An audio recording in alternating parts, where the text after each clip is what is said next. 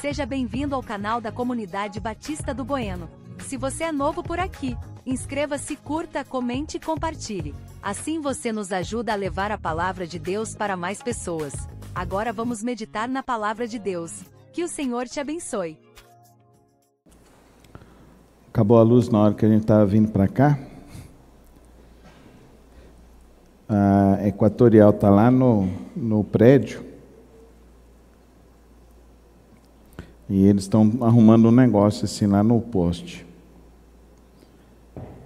E eu não sei o nome daquilo lá não, acho que é umas traves que eles falam. E lá onde tinha as casinhas dos Joãozinho de barro lá. Aí eu perguntei para o moço assim: nossa, vocês derrubaram a casinha do João de barro. Ele falou: não tinha jeito. Eu falei: mesmo? Ele falou: é. Aí eu falei: tinha ovinhos lá? Ele falou assim: tinha, mas tu é mau, hein, cara? E na hora que eu olho, o João de barro está lá, no fio lá, olhando, eu pensando: o que esse João de barro está pensando agora, né? E eu pensando na pregação, eu falei para a senhora: aí agora eu já sei o que eu vou pregar. Ela falou: como? Você não estava com a pregação preparada ainda? Ficou toda preocupada. Porque o Senhor, queridos, Ele sempre prepara os nossos corações em todos os momentos de nossas vidas. Eu já fiz, vou completar agora 53 anos, mas de ministério pastoral. Eu fui consagrado no ano de 1998. Então, eu completei esse ano 25 anos de ministério pastoral batista, consagrado ao Senhor. E essa história me faz lembrar que aonde está a nossa casa? Onde é a sua casa? E hoje pela manhã fui surpreendido com o irmão Marcelo e a irmã Esther, que saíram lá de Araguari para vir aqui para me dar um abraço, e eu fiquei muito tocado e sensibilizado com isso, porque aonde está a nossa casa? Onde é a tua casa? Às vezes a gente coloca a nossa casa aqui na terra, e a nossa casa, a nossa morada, não é aqui. Fala para o teu irmão que está ao teu lado: tua morada não é aqui. Não esquece isso não. Fala para o irmão que está na frente, que está atrás, e diz para ele: tua morada não é aqui. Não é aqui. Nós estamos indo para a nossa morada celestial. Cada culto é uma preparação para chegarmos lá. Cada encontro nosso é um motivo para nos aproximar mais de Deus e fazer com que nós não nos esqueçamos que a nossa morada é nas mansões celestiais, é para lá que estamos indo. O nosso endereço é ao lado do Senhor Jesus Cristo, amém? Amém? A nossa morada, o nosso endereço é ao lado do Senhor Jesus Cristo. E como a gente quer fazer... Domingo passado eu preguei no Monte da Transfiguração, e Pedro virou e falou assim, que eles tiveram a experiência de sentir o céu, de ver o céu. E eles falaram: vamos fazer 3 tendas aqui então. E às vezes a gente sente o ambiente da igreja, o local, um local para ser o nosso aconchego, mas Jesus falou assim: a nossa morada não é aqui. Em João 14 ele fala: eu vou preparar a morada de vocês, para que aonde eu esteja, vocês estejam comigo, amém? Então a nossa morada não é aqui. A nossa morada é celestial, é em Cristo Jesus. E quando nós entendemos isso, nós vamos entender mais sobre essa vida, sobre a peregrinação que nós estamos fazendo aqui, sobre o sentido da nossa existência. no sentido de acordar, de trabalhar, de viver, de se relacionar, é porque isso aqui é a antessala. Sabe quando você vai no aeroporto, aí você faz o seu embarque, você fica ali numa antessala, ali aguardando o voo? É isso que nós estamos fazendo, aqui é a antessala. Para um dia embarcarmos para as mansões celestiais. Se você for para uma UTI, não se espante, eu vou chegar lá e vou perguntar para você se você está preparado. Porque às vezes a gente entra na UTI e não sai, né? Na minha experiência pastoral tem sido assim com alguns irmãos. E eu sempre pergunto, já está preparado para encontrar com Jesus frente a frente? E tem crente que está esperando um arrebatamento, mas Deus está arrebatando a muitos. Amém? Amém? Ele está chamando a muitos. Hoje o povo estava dentro da igreja, 30 foram mortos. Essa semana, 30 mortos na Nigéria. 70 estão presos na China. Fala comigo, a minha morada não é aqui. Nossa morada é celestial. A nossa promessa é essa. E como eu vou completar aniversário, então eu vou ler o meu texto do coração. É o texto da minha chamada para o ministério. No ano de 1992, Deus me trouxe nesse texto. 1990, para ser mais preciso. Deus me trouxe em Josué capítulo 1. E eu quero tirar 4 lições para nós nesse texto, para nos ajudar nessa peregrinação que temos ainda nessa nossa vida. Josué capítulo 1. Depois que Moisés, servo do Senhor, morreu, o Senhor falou a Josué, filho de Num, auxiliar de Moisés, dizendo: Moisés, meu servo, está morto. Prepare-se agora e passe este Jordão, você e todo este povo, e entre na terra que eu vou dar aos filhos de Israel. Todo lugar em que puser a planta do pé, eu darei a vocês, como prometi a Moisés. O território de vocês irá desde o deserto do Líbano até o grande rio, o rio Eufrates, estendendo-se através de toda a terra dos heteus e até o mar grande, na direção do poente do sol. Ninguém pode resistir a você todos os dias da sua vida. Assim como estive com Moisés, estarei com você. Não o deixarei, nem o abandonarei. Seja forte e corajoso, porque você fará este povo herdar a terra que, sob juramento, prometi dar aos pais deles. Tão somente seja forte e muito corajoso, para que você tenha o cuidado de fazer segundo toda a lei que o meu servo Moisés lhe ordenou. Não se desvie dela, nem para a direita, nem para a esquerda, para que seja bem-sucedido por onde quer que você andar. Não cesse de falar deste livro da lei, pelo contrário, medite nele dia e noite, para que você tenha o cuidado de fazer segundo tudo que nele está escrito. Então você prosperará e será bem-sucedido. Não foi isso que lhe ordenei? Seja forte e corajoso, não tenha medo, nem fique assustado, porque o Senhor, o seu Deus, estará com você por onde quer que você andar. Pai, abençoa a tua palavra aos nossos corações, Pai. Que nesta noite o Senhor, ó Deus, nos faça compreender o propósito da nossa vida e da nossa existência. Que a tua palavra hoje, ó Deus, venha aquecer o nosso coração, venha fazer, ó Deus, com que ocorra alinhamentos, ó Deus, de nossos propósitos com o teu propósito, ó Pai querido. Faz, ó Deus, com que as nossas mentes verdadeiramente desejem a tua vontade, o teu querer. E nos dá, ó Deus, a direção por meio do Teu Santo Espírito. É assim que eu lhe rogo no precioso nome de Cristo Jesus. Amém e amém. A conquista era da terra prometida. E a conquista que Jesus deixou para nós, lá em João 14, é a conquista da vida eterna.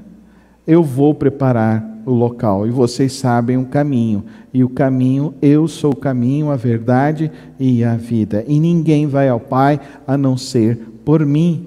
Então, tudo nessa vida é um propósito, e um propósito de conquistarmos algo em nossas vidas.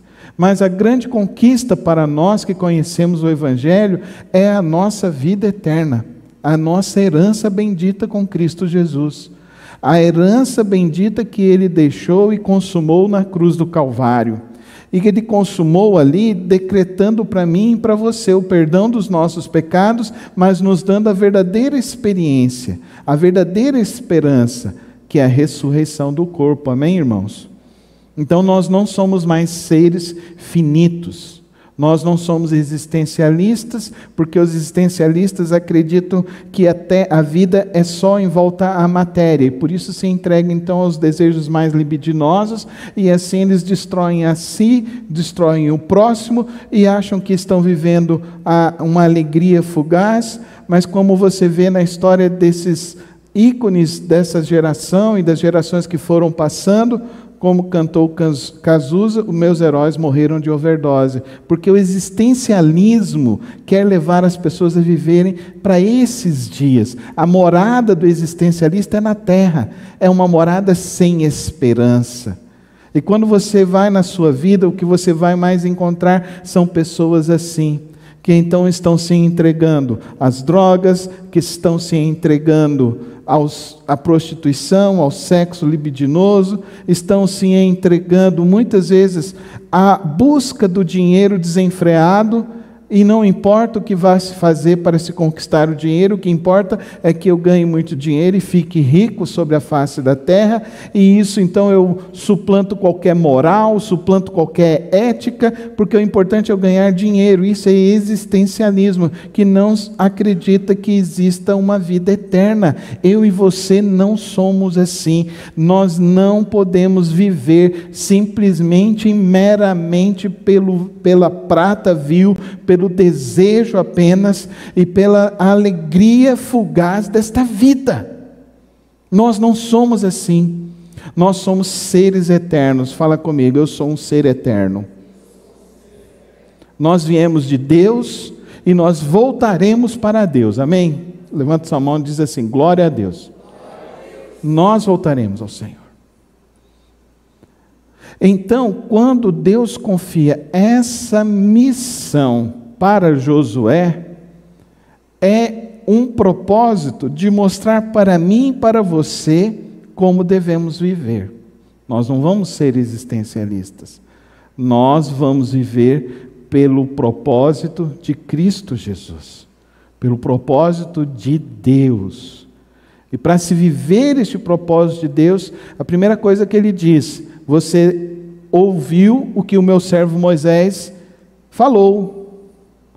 Então ele está dizendo para mim e para você que a palavra de Deus é a nossa fonte de orientação, é a nossa bússola. Amém? Qualquer pregação que for contrária à Bíblia é heresia, e eu e você precisamos refutá-la. Precisamos refutá-la. E você, como cristão, deveria ler a sua Bíblia. Deveria estudar a Bíblia. Deveria compreender cada vez mais a palavra de Deus. Se você guardar isso no seu coração e a partir de amanhã você começar a praticar isso, eu quero te dizer que daqui a 1 ano a sua vida será uma nova vida. Uma nova experiência com Cristo Jesus. Sem depender de pessoas. Você e a palavra, e Deus irá falar com você todos os dias pela palavra de Deus. É isso que ele recomenda. Ou você ouviu o que o meu servo Moisés disse, e ele diz então: se você quer prosperar, medita no livro da lei de dia e de noite. A minha decisão de largar tudo que eu fazia para servir a Deus foi uma decisão muito difícil, porque os meus irmãos todos já tinham casado, só morava eu e minha mãe. E a minha mãe era uma viúva. Então, a despesa da casa eu fazia. Eu trabalhava muito e ganhava bem. Aos 18 anos eu já tinha o meu carro quitado, estava comprando meu apartamento. Eu trabalhava durante o dia numa ourivesaria, numa fábrica de joias. À noite eu ia para o Flamboyant, ficava na loja. Aí o meu irmão comprou uma loja de roupa e eu fui trabalhar nessa loja de roupa, porque não tinha gente para trabalhar lá e eu não sabia vender roupa, mas comecei e coloquei, Senhor, eu vou ser o melhor vendedor dessa loja. E me tornei o melhor vendedor daquela loja. E tudo que eu ganhava, gastava com as coisas da igreja. Participava de projetos missionários, participava de congregação. Irmãos, que alegria eu tinha.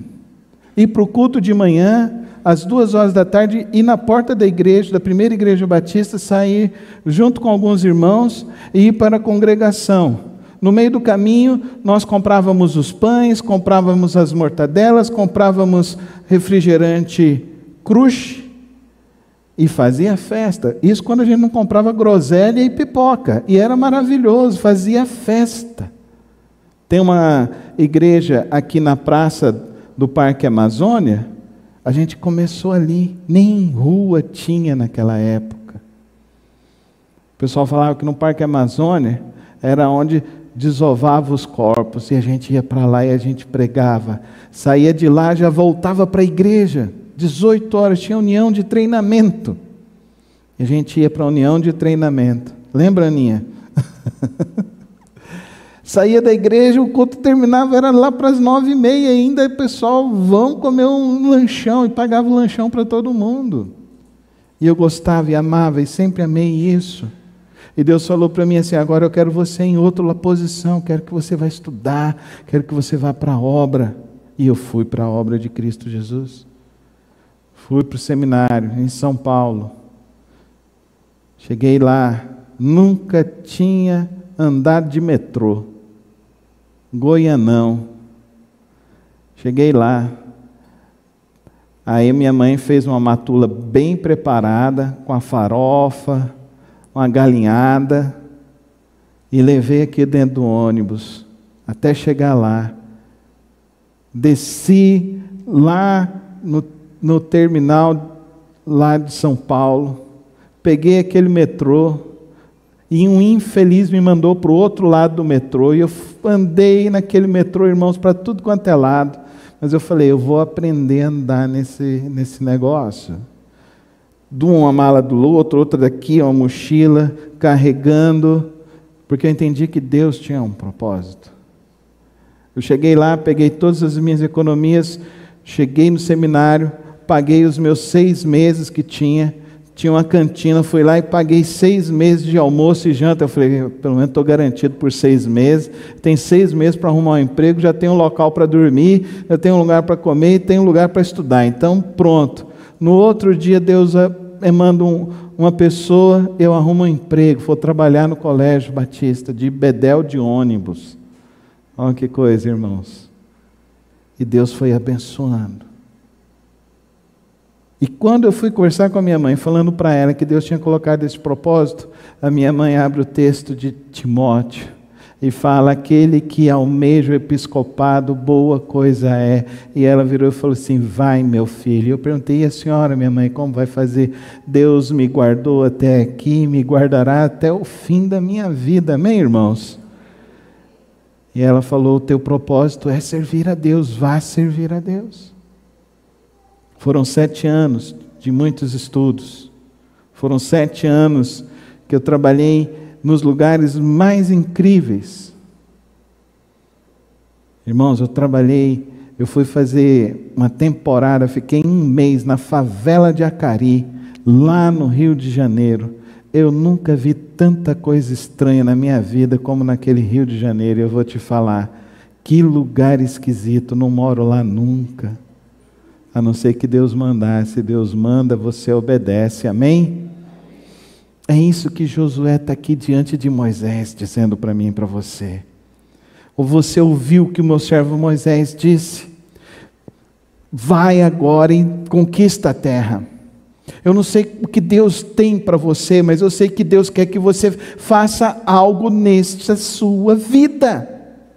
E o propósito ao qual Deus quer que você faça algo na sua vida, não tem a ver apenas em ganhar dinheiro, não tem a ver em apenas você querer ser feliz e ter algum tipo de alegria no teu coração, não é apenas isso, não seja um existencialismo, tem a ver com o reino de Deus, tem a ver com o propósito de Deus, tem a ver com o chamado que Ele tem para mim e para você.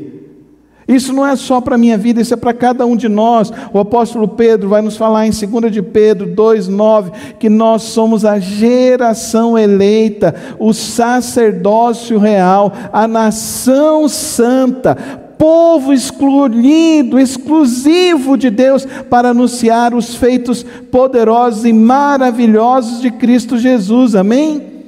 Deus quer te usar.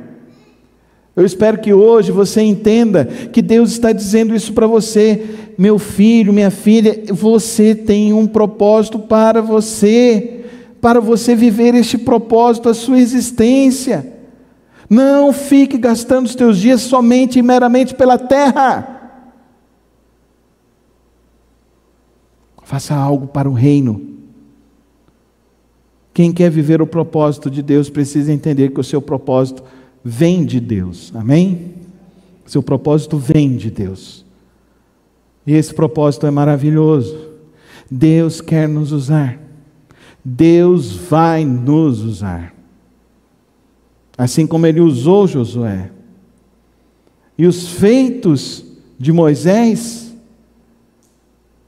foram grandes, mas os feitos de Josué foram incríveis. Muralha de Jericó,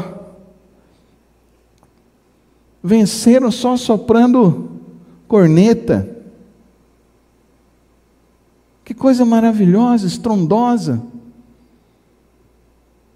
Quando ele vai enfrentar os filisteus, ele tinha um exército de 3.000 homens, e os filisteus 30.000 homens, e numa noite, simplesmente de louvor, simplesmente entoando louvor a Deus, eles vencem a batalha. E o exército de Israel, que não tinha nada para a guerra, recebe todo o espólio do exército filisteu. Olha que Deus maravilhoso, amém?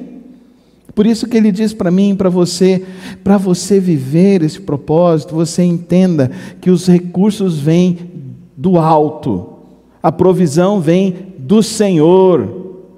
A provisão não vem do seu emprego, do seu concurso, a provisão vem de Deus, amém?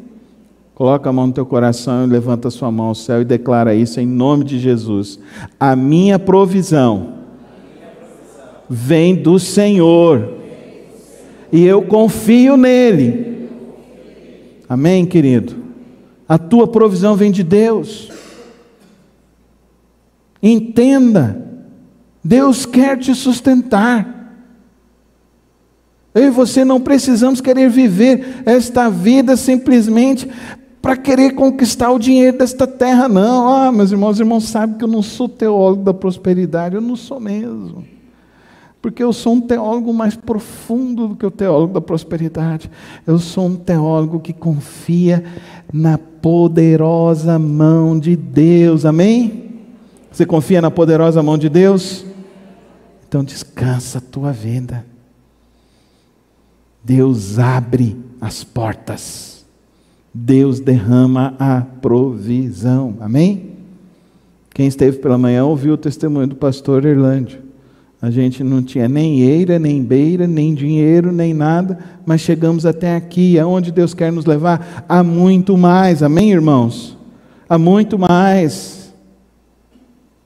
Você precisa entender, nós estamos aqui para fazer o propósito de Deus, ganharmos as almas para Jesus. Ele nos deixou, nos confiou a missão, a promessa é essa.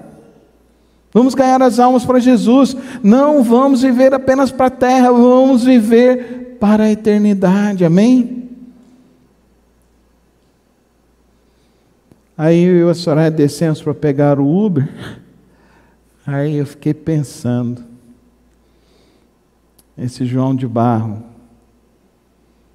amanhã ele já está construindo a sua casinha novamente, amém? E nem fé tem, nem arquiteto ele tem, nem vai tirar alvará de nada, mas amanhã ele está construindo. Pode ser que até sexta-feira a casinha nova dele já está lá. Ele vai levar a namoradinha dele para lá e vai ter outros ovos. E outros filhotes nascerão. Amém? Como é difícil para mim e para você ter essa esperança em Cristo Jesus? Pensa comigo, não é? Como é difícil. Como a gente tem uma dificuldade de entender. Deus nos fez para o louvor da glória dEle. Deus nos fez para viver o propósito dEle, a vontade dEle. A promessa dEle aqui para Josué: não tenha medo, não fique assustado, porque o Senhor, seu Deus, estará com você por onde quer que você andar. Amém? Então não tenha medo do teu amanhã. O teu amanhã está nas mãos de Deus se você colocar hoje. A minha vida está nas mãos de Deus, então eu confio nele e descanso nele.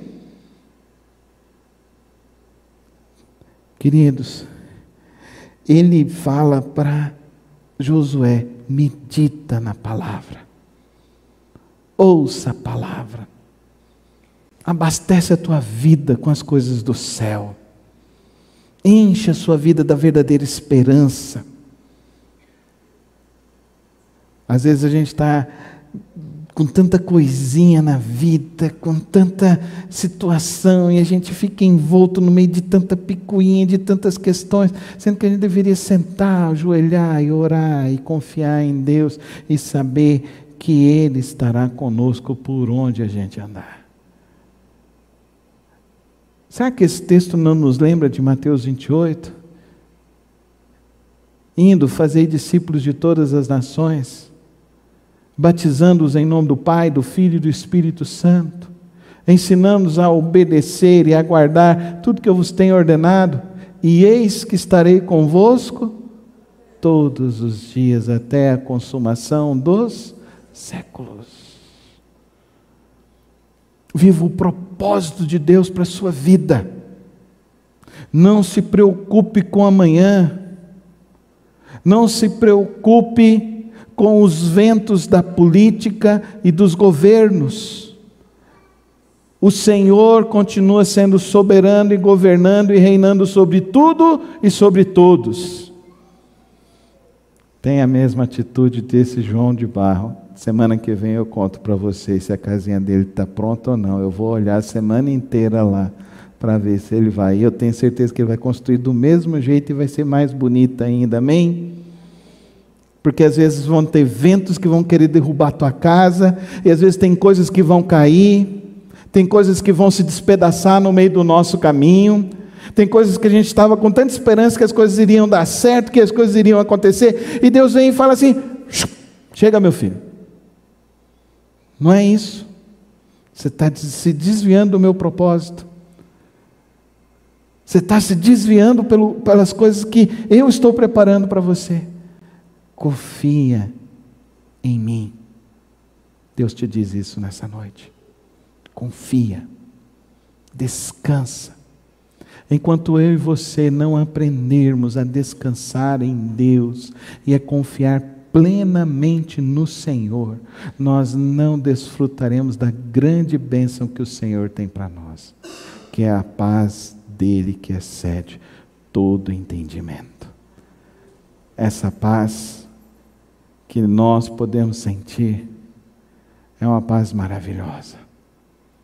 É a paz de estar vivendo o propósito de Deus para as nossas vidas. Nessa noite, então, eu quis compartilhar com vocês um pouquinho da história do meu chamado. Eu quis compartilhar com vocês que é muito importante nós vivermos o propósito de Deus para as nossas vidas. Que é muito importante nós entendermos que o propósito de Deus vem através da palavra dele. Que é muito importante nós aprendermos a descansar e confiar nesse Deus. E entendermos que a nossa vida, a nossa morada, é para toda a eternidade ao lado de Cristo Jesus. Viva para Cristo. Que você o ame de todo o teu coração, de todo o teu entendimento, com todas as tuas forças. Que você verdadeiramente se envolva com o reino de Deus. Que você verdadeiramente se envolva em ajudar as pessoas a andarem no caminho de Cristo Jesus. Que você se envolva e ore pelas pessoas. Comece orando. Ore todos os dias. Separe o seu tempo de oração. Queridos irmãos, Deus faz revoluções com aqueles que começam a orar. Deus faz revoluções nas suas vidas, nas suas famílias, na sua casa, no trabalho. Deus faz transformações tão completas, tão maravilhosas, tão extraordinárias. O Senhor está no controle de todas as coisas. Para de gastar a sua vida, a sua energia com falta de fé. Para de gastar a sua vida e a sua energia com as notícias ruins deste mundo. Olhe para Cristo. Confie nele. Medita no livro da lei. E todos os teus dias prosperarão para a glória de Cristo Jesus. Amém? Você confia nessa palavra? Fique em pé comigo na presença do Senhor. Coloquemos nossas vidas nas mãos do nosso Deus.